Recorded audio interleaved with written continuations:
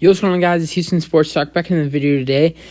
We're going to be talking about another potential trade in the NBA as we get closer and closer to the NBA trade deadline by the day, as the NBA trade deadline is on February 9th. It is currently January 17th, so we have about 23 days until the NBA trade deadline, 22 days, whatever it is. And the biggest headline of the trade deadline is not a player, it's a team. And that team is the Los Angeles Lakers, and we're going to be talking about a potential trade that I could see them making, and I think it would actually really help their team and possibly push them into the play-in, possibly even to the playoffs.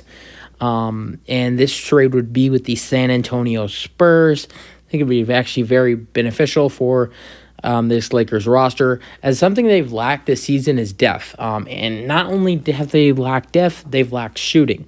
And that's two things you're adding in this trade. So let's get into the trade. So the Lakers would receive two very decent veterans. The Lakers would receive shooting guard Josh Richardson and another shooting guard, but plays small forward, mostly plays small forward position, Doug McDermott, the really good shooter. Doug McDermott, I love Doug McDermott because he's such a great shooter. He doesn't really have a lot of great other attributes. I mean, good mid-range shooter. He's a decent defensive player as well. I love Josh Richardson. He's great, driving good, get it good in the paint. He's also a good shooter. He's been shooting 36% from three this year. I think McDermott's around in the 40% area, and that's something the Lakers have been needing badly this season, and it's starting to get better for them. I know Dennis Schroeder's been shooting better this season as of lately. Wayne Gabriel has been shooting the ball good recently. Troy Brown Jr. has been shooting the ball good lately. And LeBron James is having his worst shooting season. He's shooting 30% from three, which was 29, but I think it's gone up to 30 now. But this is his worst 3-point shooting season of his career. They need better shooting. You have Westbrook, who takes a lot of shots. Beverly takes a lot of shots, three-pointers that don't go in. There's a lot of guys for the Lakers that take threes and they don't go in. But I think you add in these two guys, and I think that this could go really well for the LA Lakers. But what do you have to give up is the question. I have the San Antonio Spurs receiving 3 players and 2 picks.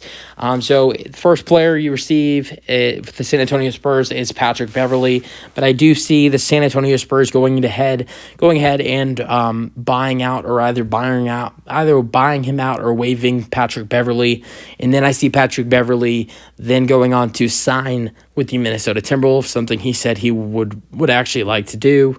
Is return to the Timberwolves, where he played last season. So from then on, Beverly goes to the Timberwolves, but he's a part of that trade.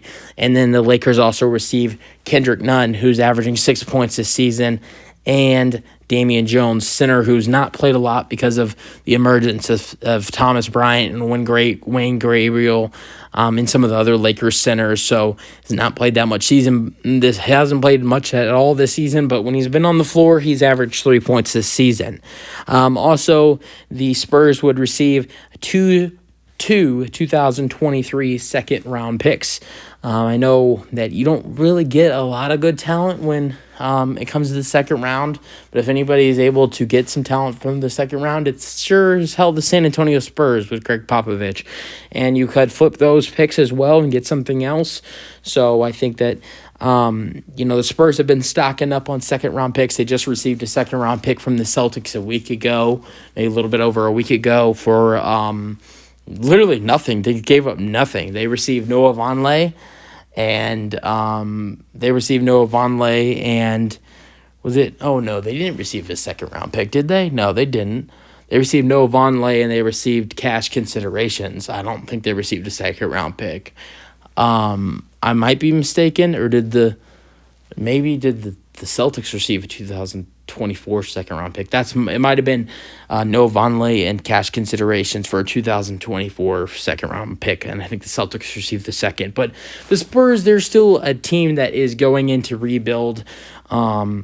and is like halfway there. I mean, right now they're 14th in the West, but with Greg Popovich and all the veterans they have with Josh Richardson and Doug McDermott, and Jakob Poeltl, they're, I think, did I already say Josh Richardson? So Josh Richardson, Jakob Poeltl, and Doug McDermott, with those three veterans, and Greg Popovich is your head coach, you're not going to be in a rebuild yet. I'm not saying Greg Popovich is going to be gone, because he's not going to leave there until he's ready to retire, and he's not ready to retire right now, I don't think.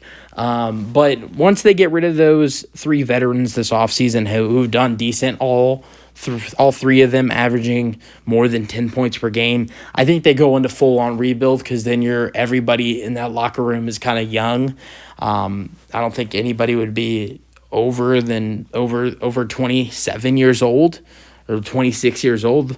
Wouldn't be surprised if anybody's over 25 years. No, someone's probably over 25. 26, there's no one's younger than 26 if you get rid of Josh Richardson, McDermott, and Poeltl. So yeah, I think that this would be a really good trade for the Lakers and makes them better. I don't think Josh or Doug would be starting. Maybe Doug McDermott is starting, but I think they'd be coming off the bench. I think one right now for the Spurs is starting. I don't know who. I think McDermott's starting and Richardson's coming off the bench. Because the Lakers right now, they're starting.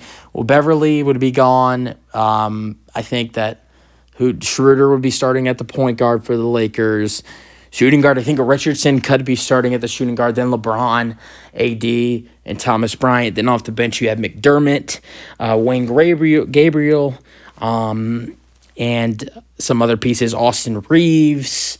And I think from there on, there's a couple other players, Troy Brown Jr., and some other players on the Lakers squad that would be their rotation.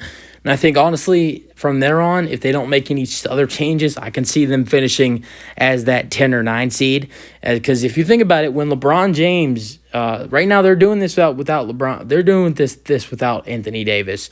So if you do this trade and you add in a good piece like Josh Richardson and Doug McDermott, and then you have Anthony Davis return, and not only Anthony Davis return, but as well as Austin Reeves, who's had a good season, I think this Lakers team makes a run for the play-in and possibly makes it into the playoffs as the 7 or 8 seed. So you guys, let me know what you guys think about the Lakers making a playoff push, and this could be the trade that could get them in. So yeah, that's it for the video. Hope you guys enjoyed. Let me know your thoughts. The final trade would be Josh Richardson and Doug McDermott heading to the LA Lakers for Kendrick Nunn and Patrick Beverley. And Kendrick Nunn, Patrick Beverley, and Damian Jones, and 2 second-round picks for the 2023 NBA draft. That's it for the video. Hope you guys enjoyed. And let me know your thoughts, and peace out.